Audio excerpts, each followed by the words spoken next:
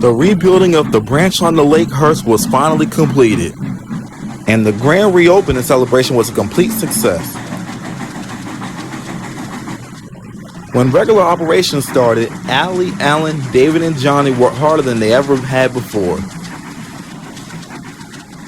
However, Johnny soon was fed up with all the extra work, and he desperately wanted a day off.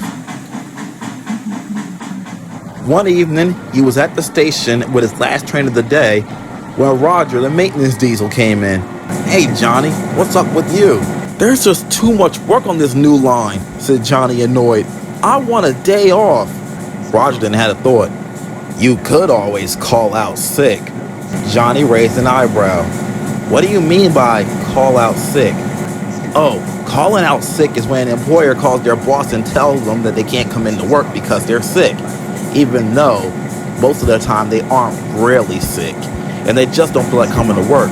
My driver calls them mental health days." "So you expect for me to tell my driver to call Mr. Egan and tell him that I'm sick and can't work tomorrow? They'll never go for that." "Exactly," said Roger.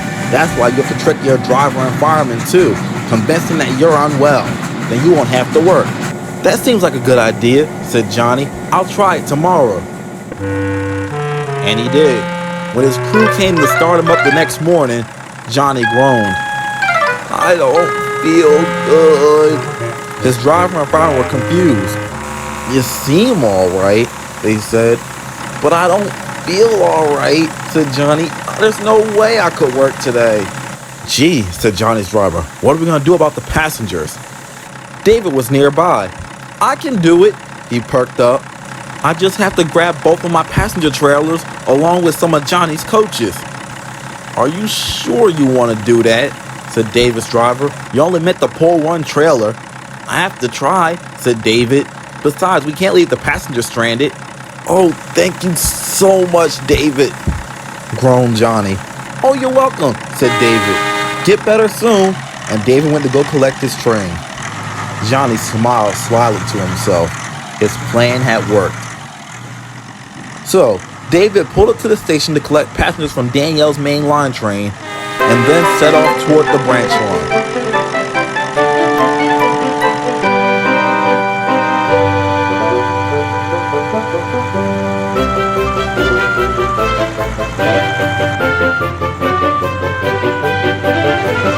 David couldn't move fast because of the extra weight, but he soldiered on. "Are you sure you're all right?" said David's driver. "Yes, I'm fine. I'm struggling a little bit, but I should be all right."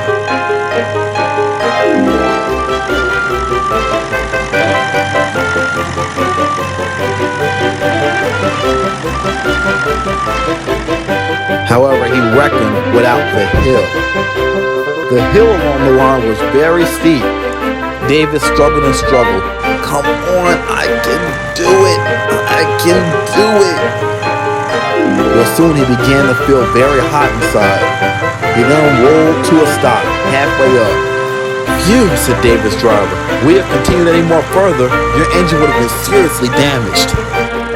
Just then, from behind them, Allie came along pulling a short freight train.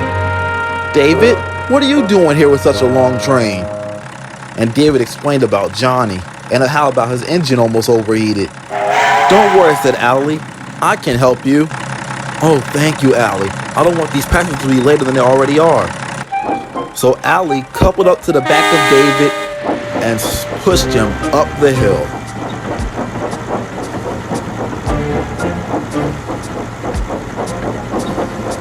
David helped with every ounce of strength he had left.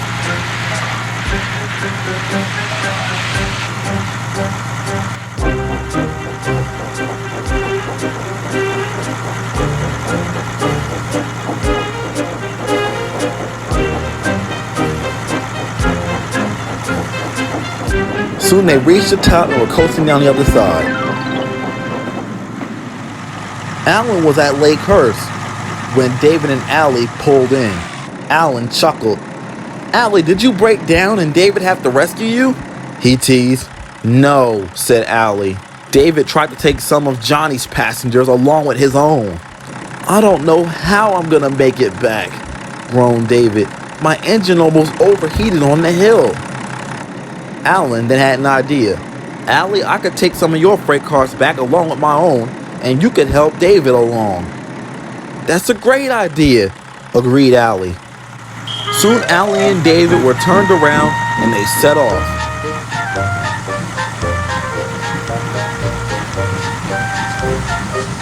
David was still feeling worn out, so Allie had to do most of the work. When they arrived back at Middletown Station, they found Mr. Campbell speaking severely to Johnnie. "Why are you yelling at Johnnie?" David asked. "Go ahead," said Mr. Campbell. "Tell him." Said Johnnie. "I wasn't really sick this morning. I just expected to get out of work." "What the hell?" said Allie. "I could have messed my engine up," snapped David. "Yes, I know," said Johnnie. "I'm really sorry." "You better be," said Mr. Campbell sternly. "Where in the hell did you get an idea like that?" Allie asked. "From Roger," replied Johnnie crossly. "And don't worry about him," said Mr. Campbell. "He's being dealt with." Mr. Campbell was right. While that was going on, Roger was being cursed out by Mr. Egan, and he was so loud that Roger couldn't even get a word in edgewise. In the end, Johnnie and Roger were punished by having to take the garbage train through the seaport for a whole week. They argued because Roger was cross that Johnnie threw him under the bus, and Johnnie was cross because Roger gave him the bad advice to begin with. However, they're both wrong. First off, Roger shouldn't have gave Johnnie that advice, knowing it could possibly get him into trouble. And even though Roger gave Johnnie the advice, it was his choice to follow it. But I'm pretty sure after this, both engines will be careful about what advice they give and the advice that they take. Don't you?